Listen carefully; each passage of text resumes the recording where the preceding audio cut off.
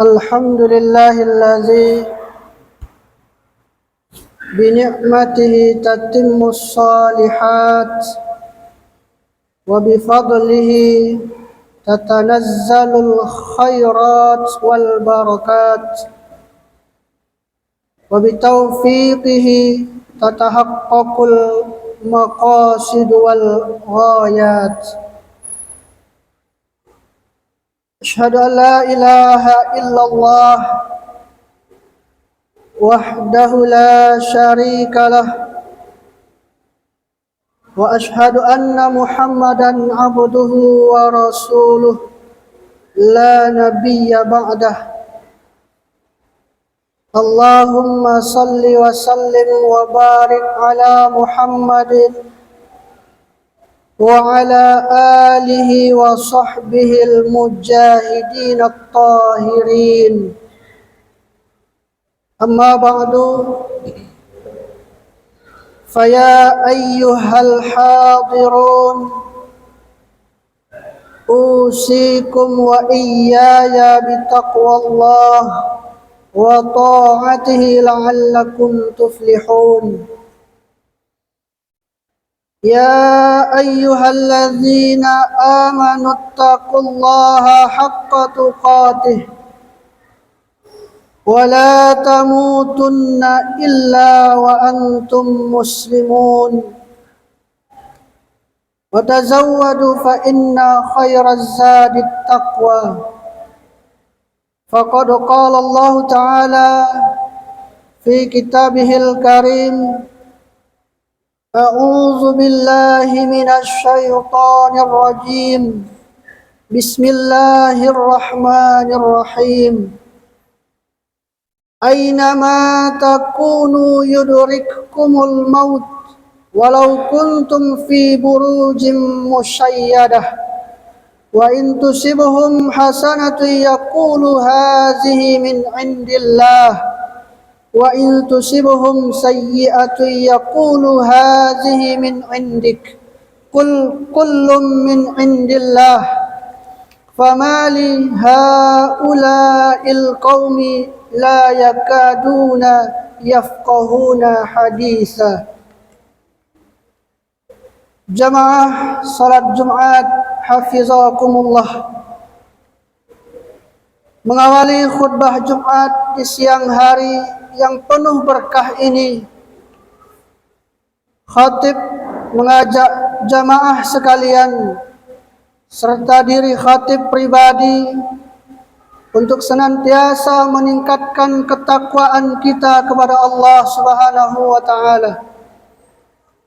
Takwa dalam arti melaksanakan segala perintahnya dan menjauhi segala larangannya.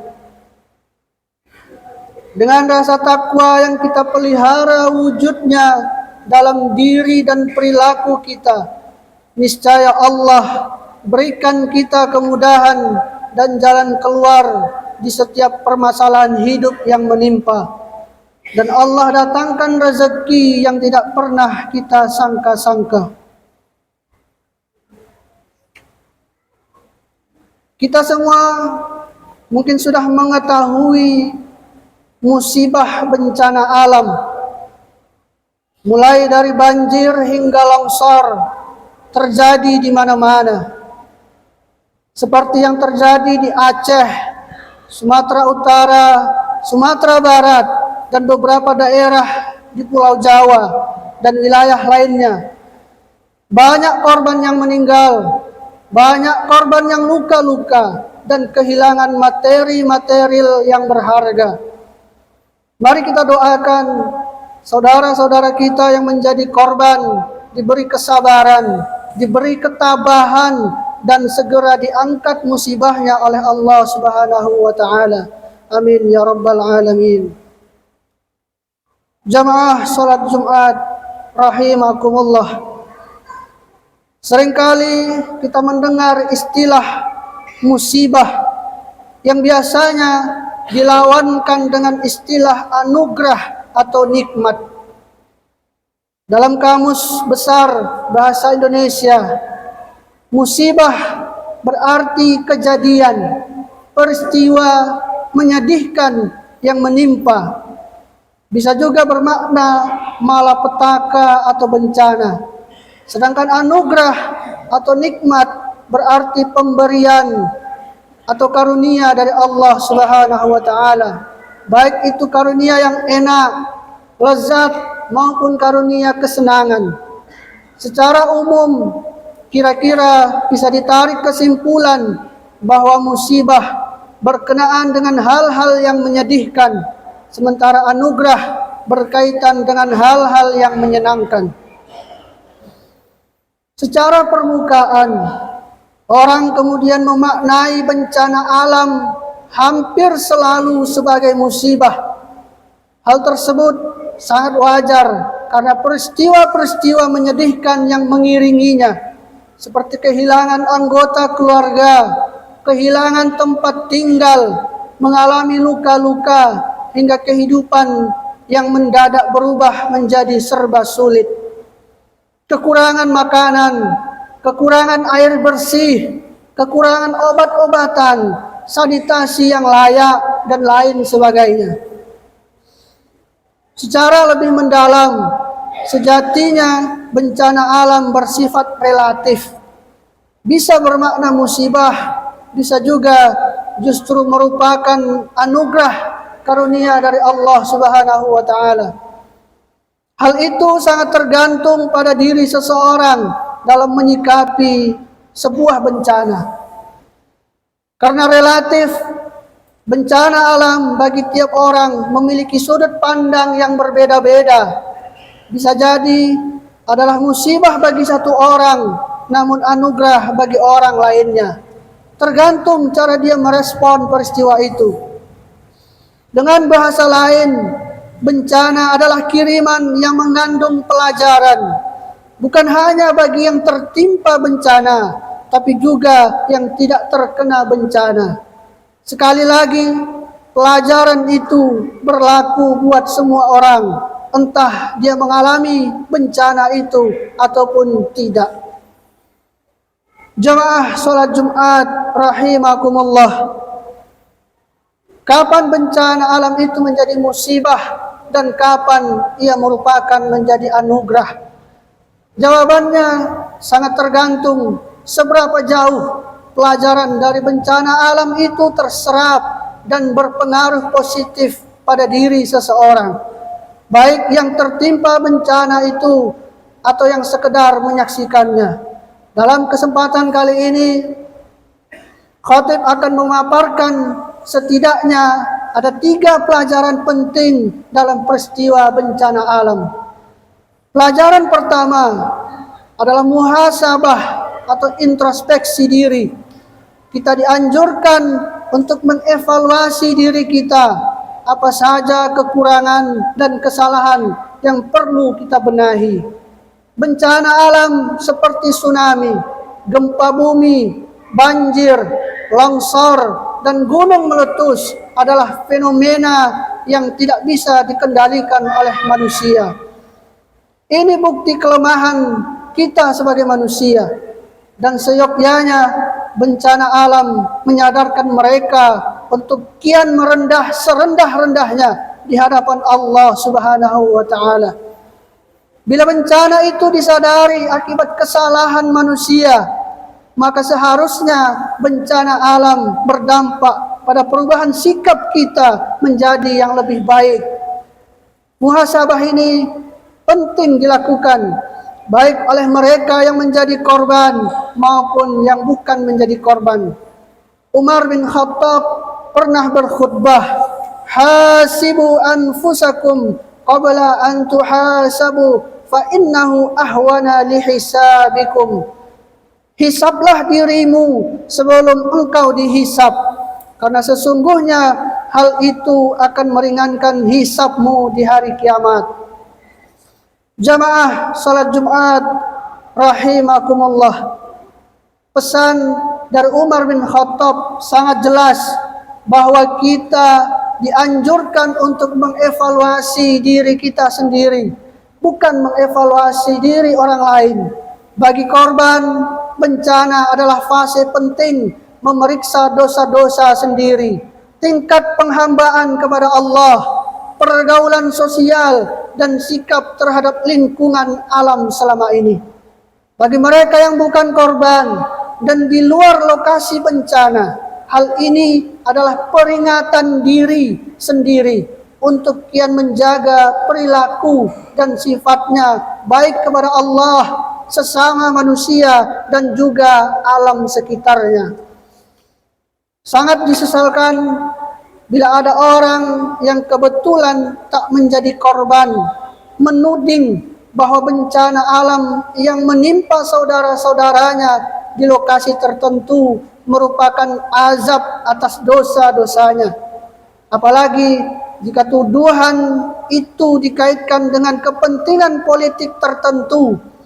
Sikap yang demikian tak hanya bertentangan dengan prinsip muhasabatun nafsi, evaluasi diri sendiri bukan orang lain, tapi juga dapat mendorong mudarat yang baru karena bisa menyinggung perasaan para korban dan menunjukkan tidak adanya empati kepada para korban bencana alam. Terkait dengan hal ini, Imam Nawawi di dalam kitab Al-Azkar pernah membolehkan orang yang selamat dari bencana untuk mengucapkan syukur, tapi sembari memberi catatan harus dengan suara yang sangat pelan agar tidak melukai perasaan mereka yang sedang mengalami penderitaan. Jamaah salat Jumat yang dirahmati oleh Allah Subhanahu wa taala. Pelajaran yang kedua yang bisa kita ambil dari peristiwa bencana alam adalah rasa syukur dan optimisme kita. Sikap ini berdasar pada hadis Rasulullah sallallahu alaihi wasallam. An Aisyah qalat qala Rasulullah sallallahu alaihi wasallam la yusibul mu'mina syaukatun fama fawqaha illa rafa'ahu Allah biha darajah wa hatta anhu biha khati'ah. Dari Aisyah, ia berkata, Rasulullah sallallahu alaihi wasallam bersabda, tidaklah seorang mukmin terkena duri atau yang lebih menyakitkan darinya kecuali Allah mengangkatnya satu derajat dan menghapus darinya satu kesalahan. Hadis riwayat Tirmizi.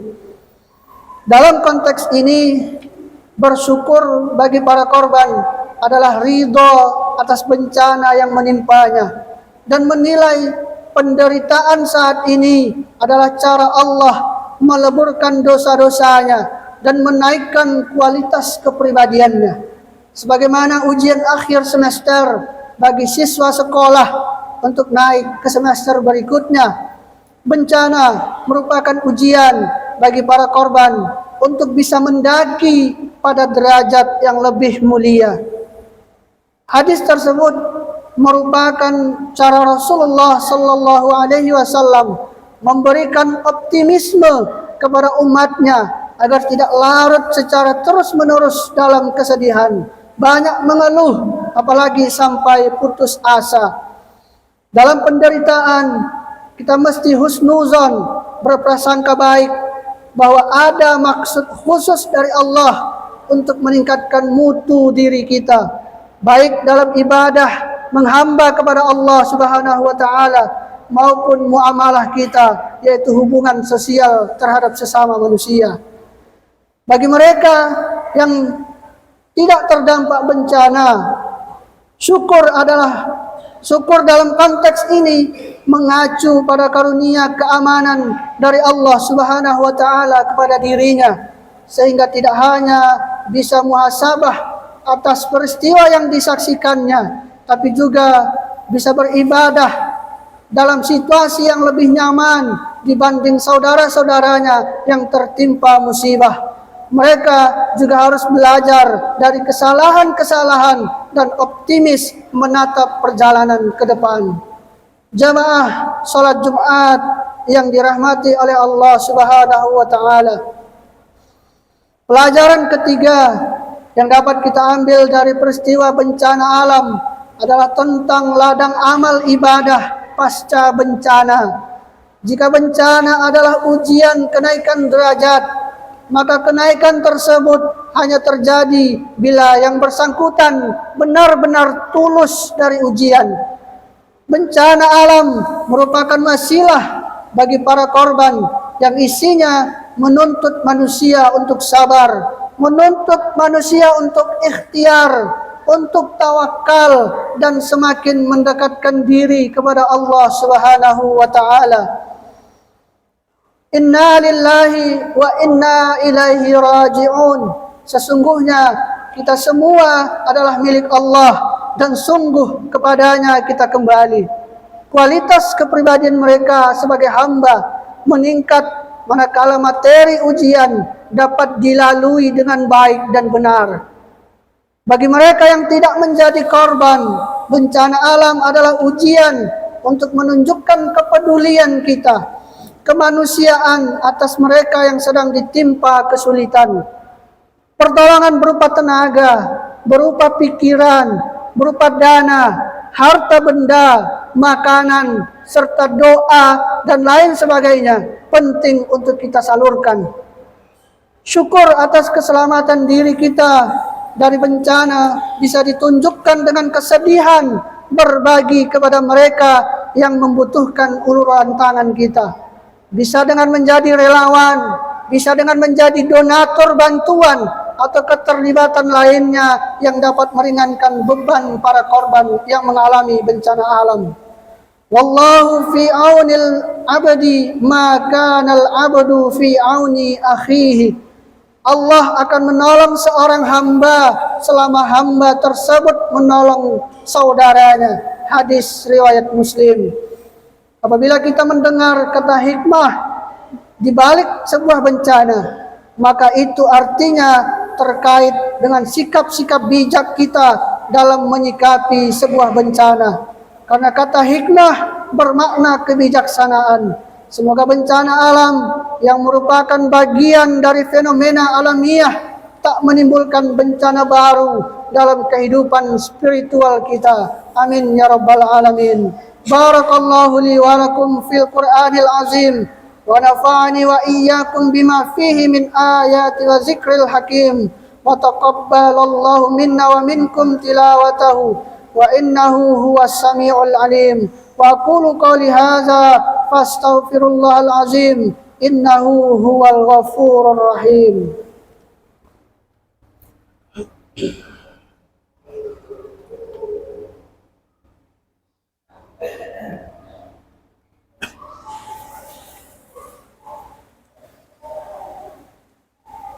Alhamdulillah ala ihsanihi wa syukru lahu ala taufiqihi wa imtinanihi. Asyhadu an la ilaha illallah wahdahu la syarika lah wa asyhadu anna Muhammadan abduhu wa rasuluh ad-da'i ila ridwanih. Allahumma salli ala Muhammadin wa ala alihi wa ashabihi wa sallim tasliman katsira. Amma ba'du. فيا أيها الناس اتقوا الله فيما أمر وانتهوا عما نهى واعلموا أن الله أمركم بأمر بدأ فيه بنفسه وثنى بملائكته بقدسه وقال تعالى إن الله وملائكته يصلون على النبي يا أيها الذين آمنوا صلوا عليه وسلموا تسليما. Allahumma salli ala Muhammad. Allahumma salli ala Muhammad sallallahu alaihi wasallam wa ala ali Muhammad wa ala anbiya'ika wa rusulika wa malaikatil muqarrabin wardallahumma anil khulafa'ir rasyidin Abi Bakrin wa Umar wa Utsman wa Ali wa an baqiyatis sahabati wat tabi'in wa tabi'it tabi'in lahum bi ihsanin ila yaumiddin warda anna ma'ahum bi rahmatika ya arhamar rahimin. Allahumma ighfir lil mu'minina wal mu'minat wal muslimina wal muslimat al ahya'i minhum wal amwat. Allahumma a'izzal islam wal muslimin وأذل الشرك والمشركين وانصر عبادك الموحدية وانصر من نصر الدين واخذل من خذل المسلمين ودمر أعداء الدين وأعلي كلماتك إلى يوم الدين اللهم ادفع عنا البلاء والوباء والزلازل والمهان وسوء الفتنة والمهان ما ظهر منها وما بطن عن بلدنا إندونيسيا خاصة وسائر البلدان المسلمين عامة يا رب العالمين. ربنا آتنا في الدنيا حسنة وفي الآخرة حسنة وقنا عذاب النار. ربنا ظلمنا أنفسنا وإن لم تغفر لنا وترحمنا لنكونن من الخاسرين. عباد الله إن الله يأمر بالعدل والإحسان وإيتاء ذي القربى وينهى عن الفحشاء والمنكر والبغي يعظكم لعلكم تذكرون واذكروا الله العظيم يذكركم واشكروه على نعمه يزدكم ولا ذكر الله أكبر. أقيموا الصلاة.